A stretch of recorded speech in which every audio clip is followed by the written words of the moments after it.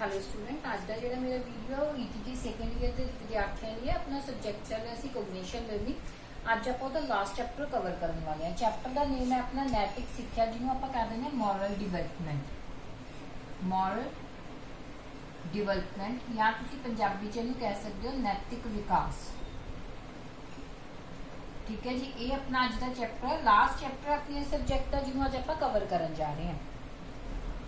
तो सब तो पहले नैतिक विकास हुंदा की है। नैतिक विकास का मतलब है जो आप समाजिक कौशलों बहुत चंगी तरह सीख लेने, वो अपना नैतिक विकास होंगे। नैतिक विकास moral development like moral development के विच की चीज़ां आउंदियां, तुसी वड्डियां दा आदर करते हो, तुसी टाइम दे पंचुअल हो, तुसी डिसिपलिन नूं फॉलो करते हो, तुहानूं पता है तुसी समाज दे विच किवें विचरना है, आपदियां किहड़ियां चीज़ां नूं दूजिआं दे सामने रिप्रजेंट करना है, या तुसी किस तरह अपनी गल नूं दूसरे के सामने रिप्रजेंट करते हो, रखते हो, किस तरह तुहाडा एटीट्यूड जिहड़ा हैगा नैगेटिव बंदियां दे विच रह के भी किवें पॉजिटिव रहिंदा है।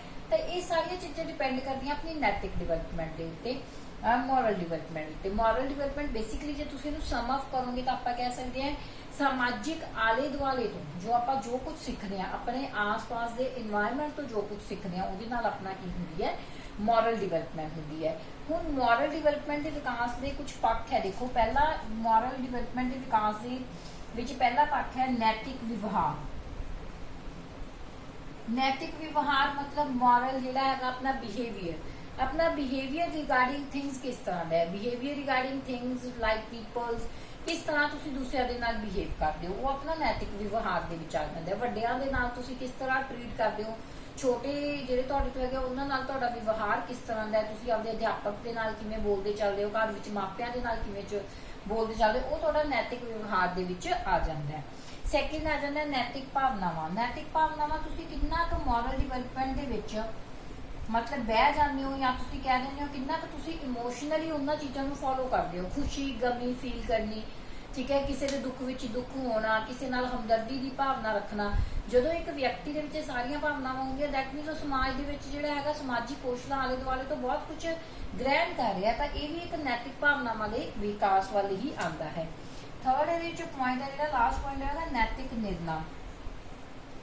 ਜਿਹੜੇ ਆਪਾਂ डिसीजन ਲੈਣੇ ਆ ਉਹ ਵੀ ਆਪਣੇ मॉरल डिवेलपमेंट ਤੇ ਬੇਸਡ ਹੀ ਹੋਣੇ ਚਾਹੀਦੇ ਆਪਣੇ डिसीजन। ਇਹ ਨਹੀਂ ਹੈਗਾ ਵੀ ਆਪਾਂ डिसीजन ਇਸ ਤਰ੍ਹਾਂ ਦੇ ਲਈਏ ਜਿਹੜੇ ਕਿਸੇ ਨੂੰ ਹਰਟ ਕਰਨ, ਕਿਸੇ ਨੂੰ ਦੁੱਖ ਪਹੁੰਚਾਉਣ। ਤਾਂ ਕੋਈ ਵੀ ਨਿਰਣਾ, ਕੋਈ ਵੀ डिसीजन ਲੈਣ ਤੋਂ ਪਹਿਲਾਂ ਚਾਹੇ ਉਹ ਆਪਣੇ ਹੀ ਜੀਵਨ ਦਾ ਨਿਰਣਾ, ਆਪਣੇ ਹੀ ਜੀਵਨ ਦਾ डिसीजन ਹੈ, ਬਟ ਫਿਰ ਵੀ ਆਪਾਂ मॉरल डिवेलपमेंट ਨੂੰ ਧਿਆਨ ਦੇ ਵਿੱਚ ਜ਼ਰੂਰ ਰੱਖਦੇ ਆ। ਤਾਂ ਇਹ ਤਾਂ ਆਪਣੇ ਨੈਤਿਕ ਵਿਕਾਸ ਦੇ ਪੱਖ ਦੇ ਕੁਝ ਤੱਤ ਸੀ। ਉਸ ਤੋਂ ਬਾਅਦ ਨੈਤਿਕ ਵਿਕਾਸ ਦੀਆਂ ਕੁਝ ਅਵਸਥਾਵਾਂ ਆ ਜਾਂਦੀਆਂ, ਜਿਨ੍ਹਾਂ ਨੂੰ ਆਪਾਂ ਕਹਿੰਦੇ ਅਵਸਥਾਵਾਂ ऑफ मॉरल डिवेलपमेंट। ठीक है, मॉरल डिवेलपमेंट ਦੀਆਂ कुछ स्टेजिज आ जाती हैं, ਜਿਹਦੇ ਵਿੱਚ ਪਹਿਲੀ स्टेज ਤੁਹਾਡੀ ਆਊਗੀ जन्म तो 18 ਮਹੀਨਿਆਂ तक। जन्म तो 18 ਮਹੀਨਿਆਂ तक मतलब ਜਦੋਂ ਬੱਚਾ ਜਨਮ ਲੈਂਦਾ ਉਸ ਤੋਂ 18 ਮਹੀਨੇ ਅਪਰੋਕਸੀਮੇਟਲੀ ਤੁਸੀਂ ਲਗਾ ਲੋਗੇ 1.5 ਸਾਲ ਦਾ ਬੱਚਾ ਹੋ ਜਾਂਦਾ, ਤਾਂ ਜਨਮ ਤੋਂ ਲੈ ਕੇ 1.5 ਸਾਲ ਦੇ ਬੱਚੇ ਤੱਕ। ਉਦੋਂ ਬਾਅਦ ਦੀ ਪ੍ਰਕਿਰਿਆ ਆਉਂਦੀ ਹੈ 18 ਮਹੀਨੇ ਤੋਂ ਲੈ ਕੇ 3 ਸਾਲ ਦੇ ਬੱਚੇ ਦੀ ਜੋ ਪ੍ਰਕਿਰਿਆ ਹੁੰਦੀ ਹੈ। ठीक है, 18 ਮਹੀਨੇ ਤੋਂ 3 साल तक। उस तो बाद आ जाती है थोड़ी 3 साल तो लैके 7 साल। ठीक है, ये मॉरल डिवेलपमेंट दी जिहड़ियां अवस्थावां अलग अलग स्टेजिस दे विच अपनी मॉरल डिवेलपमेंट किवें हुंदी है। ठीक है, उस तो बाद आ जाती है 7 साल तो लैके 10 साल। 7 साल तो आपां कित्थों तक कह सकते हैं 10 साल तक कह सकते हैं। लास्ट जिहड़ी अपनी आ जाती है वो हैगी अपनी किशोर अवस्था। ठीक है जी, तो ये अपन सारिया अवस्थावां जिवें जन्म तो 18 महीनों तक बच्चे का विकास किस तरह होंदा है, नैतिक विकास की आप इत्थे गल कर रहे हैं। फिर 18 महीने तो 3 साल, 3 साल तो 7 साल, फिर 7 साल तो 10 साल, फिर किशोर अवस्था। ये अलग अलग आप स्टेजिस बनातियां हैं जिन्हां दे दौरान बच्चे की जिहड़ी है मॉरल डिवेलपमेंट हुंदी है। उस तो बाद आ जाता है नैतिक विकास दी अवस्थावां किहड़ियां जिहड़ियां आपां डिस्कस कीतियां। तो इहदे विच 3 तरह दी अवस्थावां जिहड़ियां आपां देखांगे। एक हुंदी है पूर्व रश्मि। पूर्व रश्मि होगी पहली अपनी। ठीक है जी, सैकेंड होगी अपनी रश्मि पद्धर, पूर्व रश्मि पद्धर, रश्मि पद्धर ते लास्ट हो जाता अपना उत्तर रश्मि पद्धर। 3 अपनिया जिहड़ियां इहदे विच स्टेजिस आंदी है, पूर्व रश्मि पद्धर ते उस तो बाद आ जाता उत्तर रश्मि पद्धर। ਹੁਣ ਜਿਹੜਾ ਪੂਰਵ ਰਸਮੀ ਪੱਧਰ ਹੈ ਇਹਦੇ ਵਿੱਚ ਕੀ ਹੁੰਦਾ ਹੈ? ਪੂਰਵ ਰਸਮੀ ਪੱਧਰ ਦੇ ਉੱਤੇ ਆਪਣੇ ਕਾਫੀ ਚੀਜ਼ਾਂ ਦਾ ਪ੍ਰਭਾਵ ਹੁੰਦਾ ਹੈ। ਸਭ ਤੋਂ ਪਹਿਲਾਂ ਜਿਹੜਾ ਆਪਣੇ ਤੇ ਪ੍ਰਭਾਵ ਹੁੰਦਾ ਹੈ ਉਹ ਬਾਹਰੀ ਤੇ ਭੌਤਿਕ ਘਟਨਾਵਾਂ ਦਾ।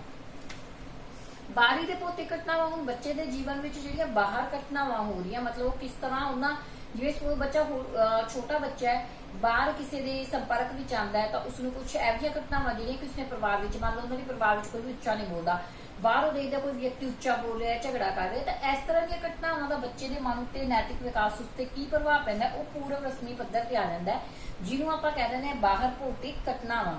ਤਾਂ ਇਹਦੇ ਵਿੱਚ ਦੋ ਤਰ੍ਹਾਂ ਦੀਆਂ ਅਵਸਥਾਵਾਂ ਆਉਂਦੀਆਂ, ਇੱਕ ਤਾਂ ਆਉਂਦੀ ਹੈ ਆਗਿਆ ਤੇ ਦੰਡ, ਠੀਕ ਹੈ, ਆਗਿਆ ਤੇ ਦੰਡ ਦੀ ਅਵਸਥਾ ਆਪਾਂ ਜਿਹਨੂੰ ਕਹਿ ਦਿੰਦੇ ਆ, ਤੇ ਦੂਸਰੀ ਅਵਸਥਾ ਆ ਜਾਂਦੀ ਹੈ ਅਹੰਕਾਰ ਦੀ ਅਵਸਥਾ।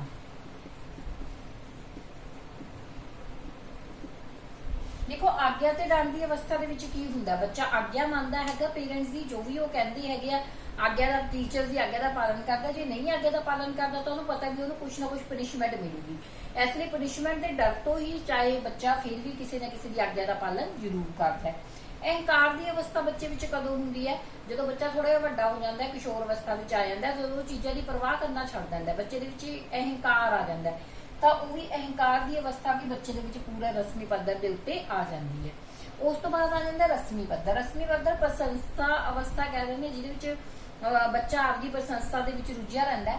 ਤਾਂ ਇਹ ਵੀ ਆਪਣੇ ਕੋਲ ਅੱਗੇ ਦੋ ਤਰ੍ਹਾਂ ਦੀ ਅਵਸਥਾ, ਇੱਕ ਤਾਂ ਪ੍ਰਸ਼ੰਸਾ ਦੀ ਅਵਸਥਾ ਹੋ ਗਈ, ਇੱਕ ਸਮਾਜਿਕ ਪ੍ਰਬੰਧ ਪ੍ਰਤੀ ਆਦਰ ਦੀ ਅਵਸਥਾ। ਹੁਣ ਪ੍ਰਸ਼ੰਸਾ ਦੀ ਅਵਸਥਾ ਵਿੱਚ ਬੱਚਾ ਕੀ ਹੈ, ਰਸਮੀ ਪੱਧਰ ਉੱਤੇ ਆਪ ਦੀ ਪ੍ਰਸ਼ੰਸਾ, ਥੋੜਾ ਜਿਹਾ ਬੱਚਾ ਵੱਡਾ ਹੋ ਗਿਆ, ਆਪਦੇ ਆਪ ਨੂੰ ਸ਼ੀਸ਼ੇ ਦੇ ਵਿੱਚ ਦੇਖਣਾ, ਆਪਦੇ ਬਾਰੇ ਦੇਖਣਾ ਵੀ ਮੈਂ ਕਿਵੇਂ ਦਾ ਦਿਖ ਰਿਹਾ, ਜਾਂ ਲੋਕਾਂ ਦੇ ਪੁਆਇੰਟ ਆਫ ਵਿਊ ਮੇਰੇ ਬਾਰੇ ਕੀ ਹੈ, ਜਦੋਂ ਕੋਈ ਪ੍ਰਸ਼ੰਸਾ ਕਰਦਾ ਤਾਂ ਬੱਚੇ ਨੇ ਖੁਸ਼ ਹੋਣਾ, ਤਾਂ ਉਹ ਸਾਰੀ ਰਸਮੀ ਪੱਧਰ ਦੇ ਉੱਤੇ ਅਵਸਥਾ ਆਉਂਦੀ ਹੈ। ਬਾਕੀ ਸਮਾਜ ਦੇ ਪ੍ਰਤੀ ਆਦਰ ਰੱਖਣਾ, ਵੱਡਿਆਂ ਦੇ ਪ੍ਰਤੀ ਆਦਰ ਰੱਖਣਾ, ਇਹ ਵੀ ਜਿਹੜੀਆਂ ਅਵਸਥਾਵਾਂ ਰਸਮੀ ਪੱਧਰ ਦੇ ਵਿੱਚ ਸ਼ੁਰੂ ਹੋ ਜਾਂਦੀਆਂ।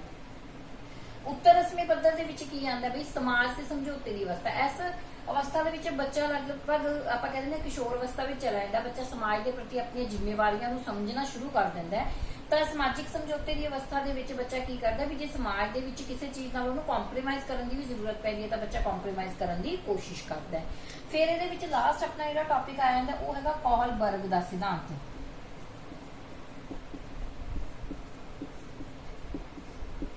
ਕੋਹਲਬਰਗ ਨੇ ਵੀ ਆਪਦਾ ਇੱਕ ਜਿਹੜਾ ਹੈਗਾ ਇਸ ਟੌਪਿਕ ਤੇ ਆਪਦਾ ਸਿਧਾਂਤ ਜਿਹੜਾ ਰਿਪਰੈਜ਼ੈਂਟ ਕੀਤਾ ਹੈ, ਤਾਂ ਉਹ ਵੀ ਕਈ ਅਵਸਥਾਵਾਂ ਦੇ ਵਿੱਚੋਂ ਨਿਕਲਦਾ ਇਹ ਸਿਧਾਂਤ ਜਿਹੜਾ ਹੈਗਾ ਨੈਤਿਕ ਡਿਵੈਲਪਮੈਂਟ ਦੀਆਂ।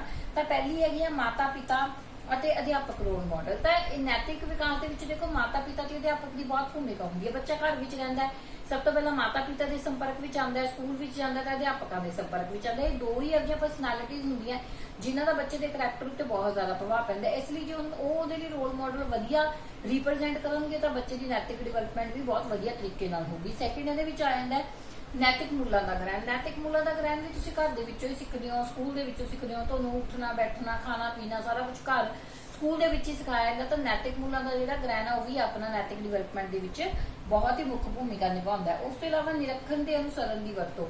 ਤੁਹਾਡੇ ਮੋਰਲ ਡਿਵੈਲਪਮੈਂਟ ਦੇ ਵਿੱਚ ਤੁਸੀਂ ਚੀਜ਼ਾਂ ਦਾ ਨਿਰੀਖਣ, ਚੀਜ਼ਾਂ ਦਾ ਮੁਲਾਂਕਣ ਕਿਵੇਂ ਕਰੋਗੇ, ਇਹ ਵੀ ਚੀਜ਼ਾਂ ਤੁਹਾਨੂੰ ਸਿਖਾਈਆਂ ਜਾਂਦੀਆਂ। ਬੇਸਿਕਲੀ ਤੁਸੀਂ ਦੇਖਦੇ ਹੋ ਘਰ ਵਿੱਚ ਤੁਹਾਡੇ ਮਾਪੇ ਤੁਹਾਨੂੰ ਚੰਗੀਆਂ ਮਾੜੀਆਂ ਚੀਜ਼ਾਂ ਬਾਰੇ ਦੱਸਦੇ ਆ, ਸਕੂਲ ਵਿੱਚ ਵੀ ਅਧਿਆਪਕ ਤੁਹਾਨੂੰ ਚੰਗੀਆਂ ਚੀਜ਼ਾਂ ਦੇ ਸੰਪਰਕ ਬਾਰੇ ਦੱਸਦੇ ਆ, ਤਾਂ ਤੁਸੀਂ ਨਿਰੀਖਣ ਕਰਨਾ ਸਿੱਖ ਲੈਂਦੇ ਹੋ, ਮੁਲਾਂਕਣ ਕਰਨਾ ਚੀਜ਼ਾਂ ਬਾਰੇ ਸਿੱਖ ਲੈਂਦੇ ਹੋ। ਉਸ ਤੋਂ ਇਲਾਵਾ ਜਿਹੜੇ ਨੈਤਿਕਤਾ ਦੇ ਨਿਯਮ ਹੈ, ਸਮੇਂ-ਸਮੇਂ ਦੇ ਨੈਤਿਕਤਾ ਦੇ ਨਿਯਮਾਂ ਦੇ ਵਿੱਚ ਪਰਿਵਰਤਨ ਆਉਂਦਾ ਰਹਿੰਦਾ, ਕਿਉਂਕਿ ਦੇਖੋ ਜਿਸ ਤਰ੍ਹਾਂ ਦੇ ਇਨਵਾਇਰਨਮੈਂਟ ਦੇ ਵਿੱਚ ਆਪਾਂ ਰਹਿੰਦੇ ਹਾਂ ਉਸ ਇਨਵਾਇਰਨਮੈਂਟ ਦੇ ਅਕੋਰਡਿੰਗ ਹੀ ਆਪਾਂ ਨੂੰ ਆਪਣੇ ਆਪ ਨੂੰ ਢਾਲਣਾ ਪੈਂਦਾ ਹੈ। ਇਸ ਲਈ ਜਿਹੜੇ ਨੈਤਿਕ ਨਿਯਮ ਹੈ, ਮੋਰਲ ਡਿਵੈਲਪਮੈਂਟ ਦੇ ਨਿਯਮ ਵੀ ਟਾਈਮ ਟੂ ਟਾਈਮ ਕੀ ਹੁੰਦੇ ਰਹਿੰਦੇ ਆ, ਚੇਂਜ ਹੁੰਦੇ ਰਹਿੰਦੇ ਆ।